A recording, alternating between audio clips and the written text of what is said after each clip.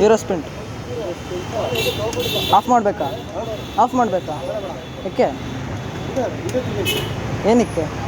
YouTube channel ಇದೆಯಪ್ಪ, ಒಂದು YouTube channel ಇದೆ.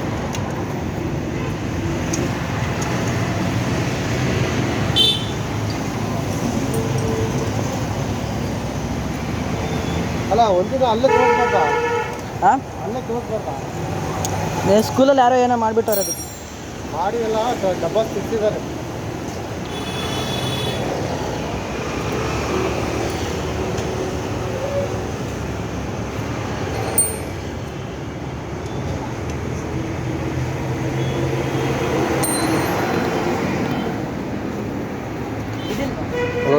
ಹಾಂ, ಯಾವುದು ಅದು ಬರಲ್ಲ.